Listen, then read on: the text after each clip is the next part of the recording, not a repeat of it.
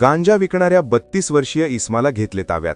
1,65,440 रुपयाचा मुद्देमाल जप्त. दिनांक 13 फेब्रुवारी 2026 रोजी स्थानिक गुन्हे शाखा यवतमाळ कॅम्प पुसद हे उमरखेड व पुसद उपविभागात पेट्रोलिंग करीत असताना सायंकाळी 5 वाजताच्या सुमारास गुप्त बातमीदारामार्फत बातमी मिळाली की पोलीस स्टेशन पुसद ग्रामीण हद्दीतील मौजे साई इजारा ते काळी दौलत रोडने एक इसम मोटारसायकलवरून गांजा अंमली पदार्थ घेऊन येणार आहे.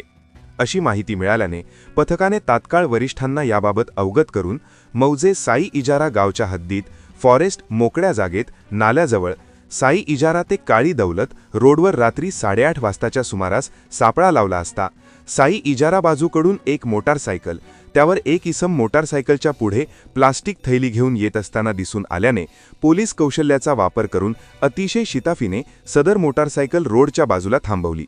त्यावरील इस्मास ताब्यात घेऊन त्यास त्याचे नाव गाव विचारले असता त्यांनी त्याचे नाव सुनील दादाराव आगोसे वय 32 वर्ष, सध्या राहणार भिलवाडी तालुका दिग्रस जिल्हा यवतमाळ, मूळ राहणार हिवळणी तालुका महागाव जिल्हा यवतमाळ असे सांगितल्याने त्याच्याकडील प्लास्टिक थैलीची पाहणी केली असता 6 किलो 272 ग्राम गांजा अंमली पदार्थ किंमत 1,25,440 रुपये तसेच एक मोटारसायकल वाहन क्रमांक MH29N2877 किंमत 40,000 रुपये असा एकूण किंमत 1,65,440 रुपयाचा मुद्देमाल जप्तीसह नमूद इसमाविरुद्ध अंमली औषधी व मनप्रभावी पदार्थ अधिनियम कलमान्वये पोलीस स्टेशन पुसद ग्रामीण येथे गुन्हा नोंदीसह कार्यवाही करण्यात आली आहे.